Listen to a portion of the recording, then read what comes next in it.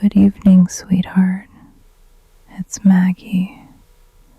Come sit with me. Let's make this night a gentler one.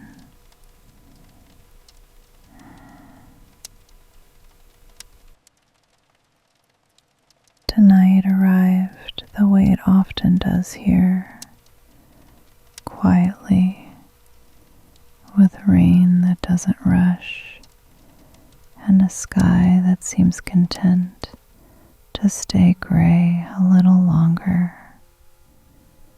I turned on the lamp a few moments ago. That familiar soft glow spread across the room, not trying to brighten everything, just choosing a few corners to be kind to. I sat down slowly tonight, not because I had to, but because I wanted to notice how it felt to sit. Some evenings invite you to move carefully. This feels like one of them. Lily followed me, as she always does, and settled at my feet with a small, trusting sigh. She doesn't ask questions. She simply stays close, which, I've learned, is sometimes the most generous response. I poured myself a cup of tea earlier. Chamomile again. Nothing exciting, nothing dramatic. At this age, excitement is overrated. Comfort has much better timing. I wrapped my hands around the cup and noticed the warmth before I noticed the taste. That happens more now. Feeling first, thinking second.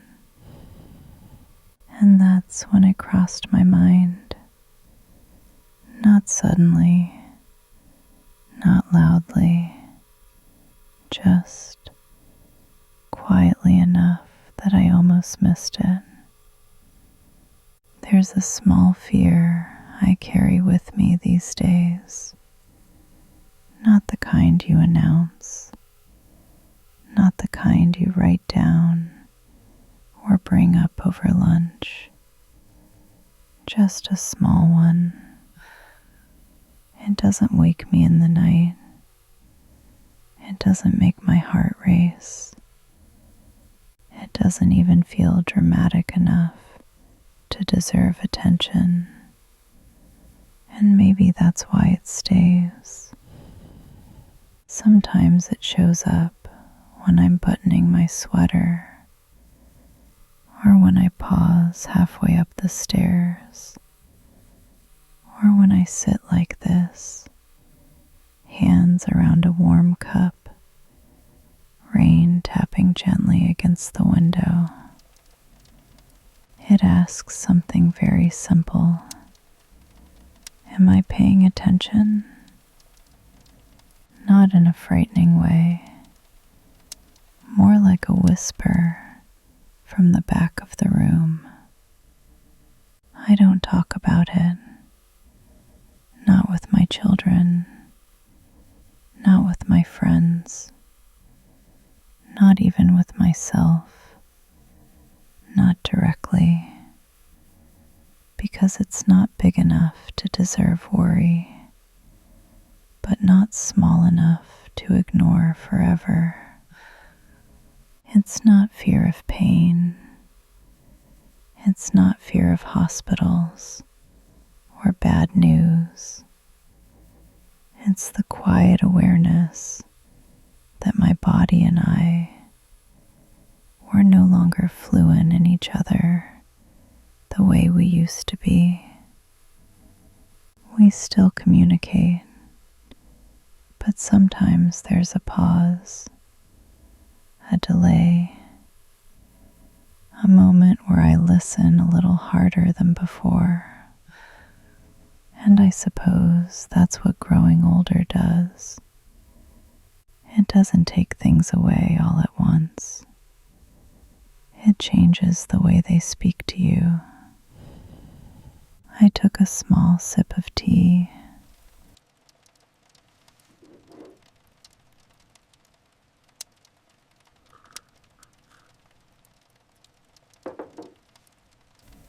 It had cooled more than I expected. I smiled at that. Things cool now while I'm not watching. That never used to happen.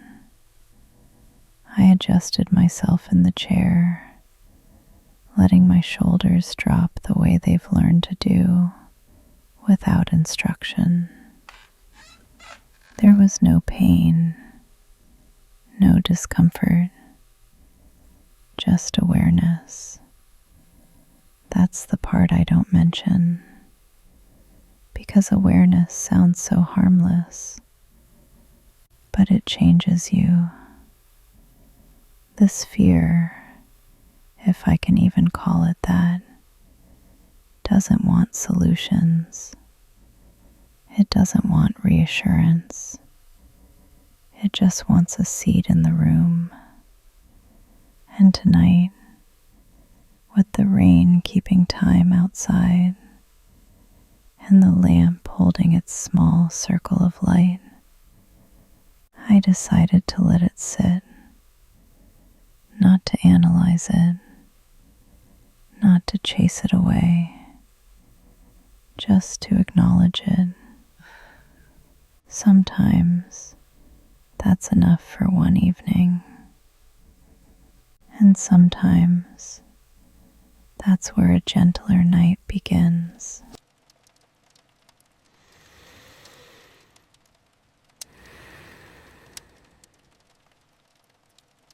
It didn't begin at night. That surprised me when I thought back on it. Most fears like the dark.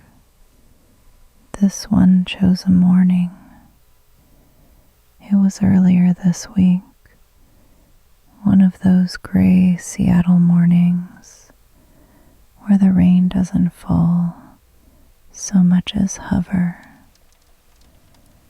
I remember standing at the kitchen sink, waiting for the kettle to finish arguing with itself. I wasn't in a hurry. I don't rush mornings anymore. When the kettle clicked off, I reached for it, and for a moment, just a moment, I noticed something. Not pain, not dizziness, just a pause. My hand rested on the counter a little longer than usual, as if my body was checking something before moving on. I laughed at myself then, a soft, private laugh. Look at you, I thought, making a story out of nothing. And it probably was nothing, but the body has a way of planting small flags, not warnings, flags. I poured the water anyway. I made my tea. I buttered my toast. Life continued, politely, as it does. But somewhere between the first sip and the second bite, the thought arrived. Not alarming, just curious. Did I always take this long? That question stayed with me longer than the answer. all day, really. It followed me into small places, the way I stood up from the chair, the way I paused halfway through folding laundry, the way I listened to my own breathing when the house went quiet. Nothing was wrong, and yet something had been noticed. That's how these fears begin, I think. Not with a headline, with a footnote. When I was younger, my body was loud. It demanded things. It recovered quickly.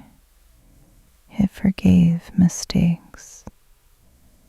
Now it speaks more softly, and I've had to learn a new language, one made of pauses and subtleties.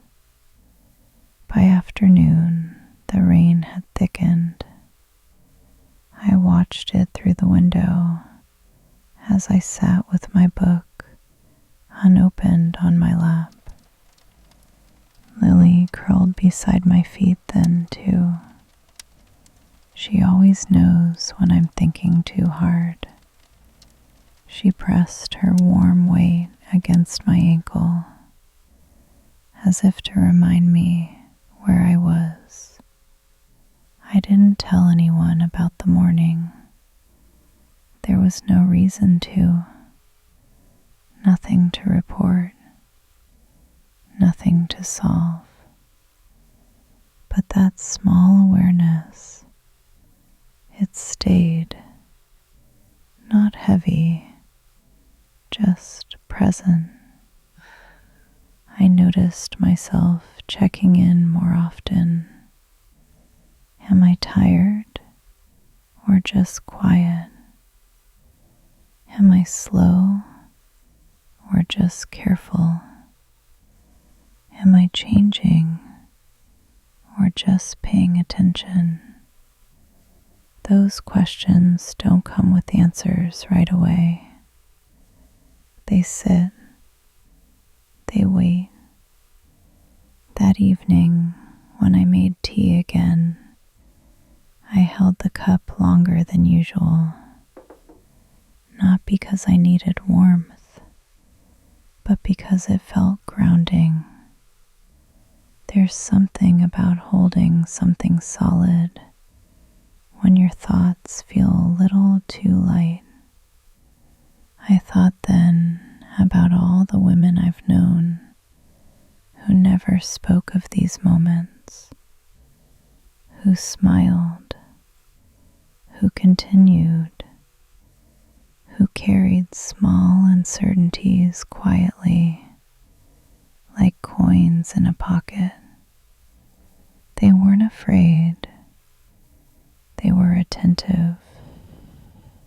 And maybe that's the difference. This isn't a fear that says something is wrong. It says something deserves listening. I didn't change my plans. I didn't cancel anything. I didn't Google symptoms. I've learned better than that. I simply move through the day with a slightly gentler pace. By nightfall, the thought had softened, not gone, just quieter.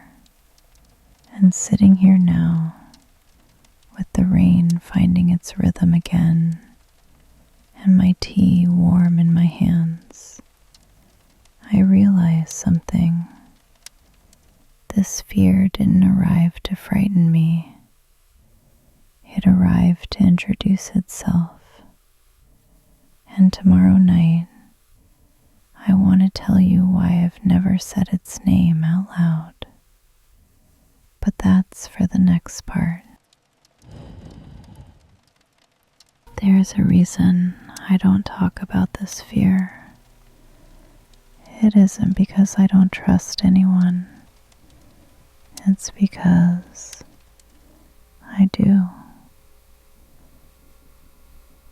When you've lived long enough, you learn that words don't land lightly. They settle, they ripple, they change the shape of rooms. If I mention a small fear to my children, it doesn't stay small. It grows wings. It follows them into traffic, into meetings, into their sleep. I know this because I was once the daughter who worried. I remember my own mother saying, almost casually, "I feel a little tired these days." She meant nothing by it, but I carried that sentence for years. So I choose my words carefully now, not out of denial, out of love. With friends, it's different. They're kind, they're attentive, they listen, sometimes too closely. But small worry becomes a topic becomes a story, and suddenly I'm no longer Maggie. I'm a concern. I don't want that role. Not yet. And doctors, well, doctors are wonderful and necessary and human. But once a fear is spoken there, it changes categories. It gets measured, labeled, scheduled. I'm not ready for that either. Not because I'm avoiding care, but because I'm still listening. There's a difference, a quiet one. So instead, I do what many women my age do. I observe, I note, I adjust gently. I sit when I need to. I walk a little slower. I drink my tea while it's still warm. I rest my hand on my chest sometimes, not to check anything, just to feel the rhythm. I don't panic. I don't ignore. I attend. This isn't fear that demands action. It's fear that asks for respect. I think there's a misconception about women like me, that we don't talk about our worries because we're in denial, or because we're stubborn, or because we're trying to be strong. Sometimes that's true, but more often, we're trying to keep the world steady for the people we love. We know what happens when concern enters a room. It rearranges everything, and not always for the better. Tonight, the rain keeps falling gently. It doesn't announce itself. It doesn't explain itself. It just continues. I find comfort in that because it reminds me that not everything needs a witness. Some things are allowed to be private. Lily lifted her head earlier and looked at me for a long moment. A quiet, knowing look. She didn't need words. She didn't need reassurance. She simply stayed close. I think that's what I want too. Not advice, not answers, just proximity. So when this small fear visits, I don't interrogate it. I don't dramatize it. I let it sit beside me like a shy guest. And most nights, that's enough. But there's something else I've noticed. Something important. This fear behaves differently depending on the hour. During the day, it's manageable, almost forgettable. At night, it changes its tone. Not louder, more intimate. And that's what I want to talk about next. Because nighttime has a way of telling the truth softly. And sometimes that truth needs a little lamplight to feel safe enough to listen.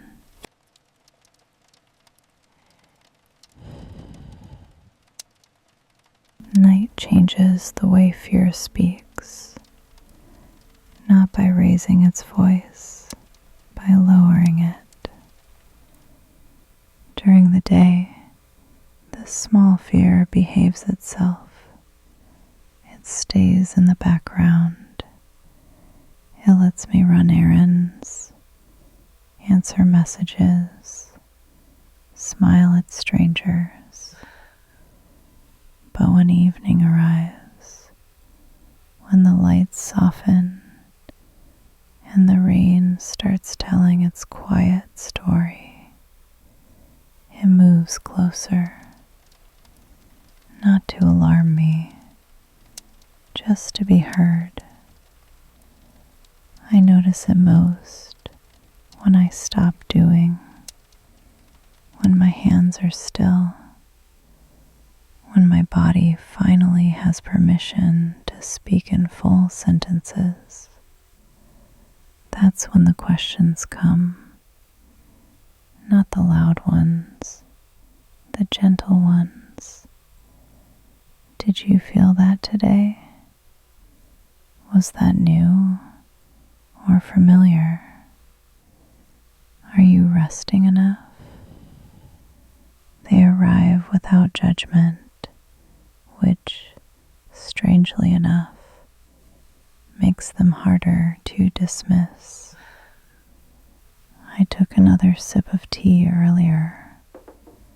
It tasted thinner now, but warmer, and that felt appropriate. Night doesn't need things to be strong. It needs them to be steady. The fear seems to understand that. It doesn't demand reassurance. It doesn't suggest worst-case endings. It simply sits there and waits for my attention. I used to distract myself when this happened. Turn on the television, scroll through my phone, fill the room with noise so I wouldn't have to listen inward. But lately, I've been trying something else. I let the quiet stay. I let the lamp do its work. I let the room hold me. And I let the fear speak in its own small way. It says things like, "You don't bounce back as quickly anymore. You notice more now. You carry your body differently." None of that is frightening. It's factual. What makes it feel heavy sometimes is not the content, it's the intimacy. At night, There's no audience, no performance, no expectation to be fine.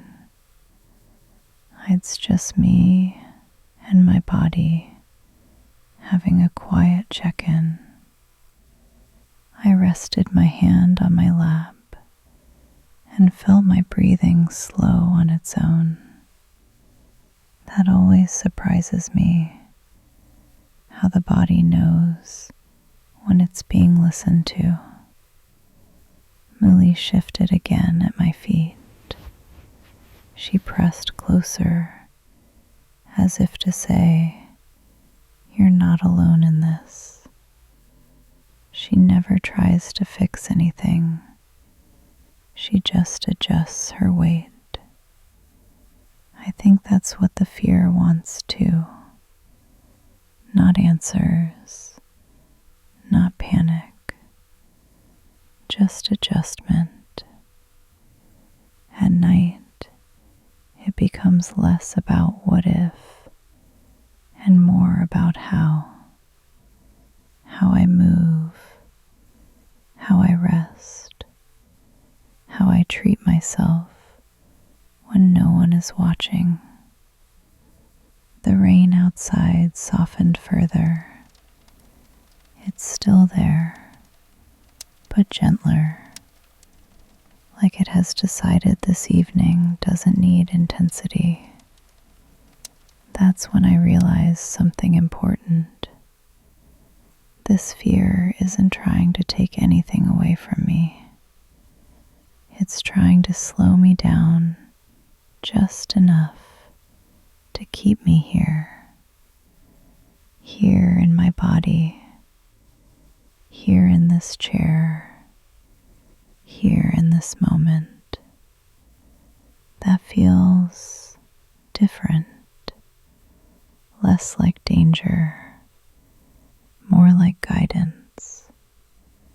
I don't think I would have understood that 10 years ago, or even 5. But age has a way of teaching you the difference between urgency and care. And tonight, as the rain continues its patient rhythm and the lamp keeps its small circle of light, I'm beginning to see this fear for what it truly is. Not a threat, a signal. And in the next part, I want to tell you what I believe it's asking for. Not loudly, just honestly.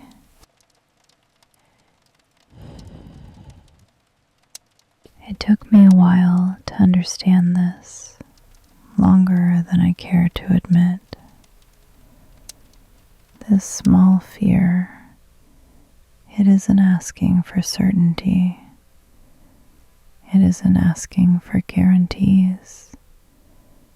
It isn't even asking for answers. It's asking for permission. Permission to slow down. Permission to notice. Permission to treat my body like something that has carried me faithfully for a very long time. I realized this one evening when I stood in the kitchen and felt tired. Not the dramatic kind, just done. In the past, I would have pushed through, finished one more thing, proved something to no one in particular. But that night, I didn't. I turned off the light. I left the dish in the sink, and the world did not collapse. That's when I noticed it. The fear softened, not vanished, softened, as if it had been holding its breath, waiting to see if I would listen. This fear doesn't want me to worry more. It wants me to care differently. Care that isn't loud. Care that isn't performative. Care that doesn't need witnesses. I made my tea more slowly tonight, measured the water, waited for the steam. I didn't multitask. I didn't rush. That felt like an answer. I sat down and placed the cup in my hands, as if it mattered how I treated myself. And something inside me responded. Not relief, recognition. This fear, it wants consistency, gentleness, attention without obsession. It wants me to check in the way you check on someone you love, not with suspicion, with care. I think that's why it shows up at night, because night is honest. You can't pretend you're fine when the room is quiet enough to hear your own breathing. Lily shifted again beside me. She doesn't ask what's wrong. She adjusts her position. That's her version of love. I'm learning from her. This fear doesn't want reassurance spoken out loud. It wants reassurance in action, in rest, in choosing softness over proving strength. Strength looks different at this age. It looks like knowing when enough is enough. It looks like trusting that slowing down is not giving up. It looks like listening without panicking. When I give it those things, the fear settles. Not gone, just content. Like a child who didn't need a lecture, just needed to be seen. That's the part no one talks about. These fears aren't warnings, they're conversations. And conversations change when you stop arguing and start listening. The rain outside has become lighter now, still there, but less insistent. It mirrors what's happening inside me. This small fear has said what it needed to say, and now it's waiting to see how I carry it forward. There's one more thing I want to share before the night ends. Something about how I set this fear down so it doesn't follow me into sleep.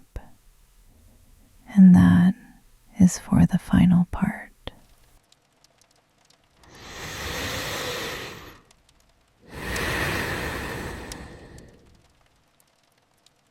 Before I sleep, I always decide where things belong. Not physically, emotionally. Keys go by the door. The cup goes in the sink. And this small fear, it gets placed gently somewhere safe. Not under the pillow, not locked walked away, just nearby. I don't take it to bed with me. Beds are for rest, not for conversations. Earlier tonight, I stood by the window for a moment. The rain was still there, consistent, unhurried, as if it had nowhere else to be. I thought about how fear often feels urgent, like it needs immediate resolution. But this one doesn't. It trusts tomorrow. That's when I realized something quietly comforting. If a fear can wait, it's not here to harm you. I turned off the lamp halfway, left just enough light to remind myself I'm still here. I sat back down and let my shoulders drop without instruction. The body knows when it's allowed to rest. I placed my hand on my chest again, not to check, just to acknowledge. I hear you, I thought, and I'll see you in the morning. That felt right, respectful. Lily stretched and sighed beside me, that deep, satisfied sigh that means the day is complete. She doesn't worry about tomorrow. She trusts routine. I'm trying to learn that. This small fear doesn't need to disappear for me to sleep well. It just needs to know it has a place. Not center stage, not ignored, just acknowledged. I think many of us, especially women my age, carry fears we don't name, not because we're afraid of them, but because we're careful with the energy we bring into the night. Night magnifies things, so we choose what we allow to follow us there. Tonight, I choose calm. I choose breath. I choose the quiet confidence that listening is enough for now. Tomorrow can hold appointments, decisions, plans. Tonight holds rest, and rest, I've learned, is not avoidance, it's preparation. The rain outside has softened to a whisper, almost like it's saying goodnight. I finished the last sip of tea. It's lukewarm now, but comforting. That feels like a good ending. Not dramatic, not perfect, just honest. So if you're lying there tonight with a small fear of your own, you don't have to solve it. You don't have to name it. Just decide where it belongs until morning. Set it down gently. The night is not asking for bravery. It's asking for kindness. Come sit with me in that thought for a moment. Rest well tonight, sweetheart. Good night.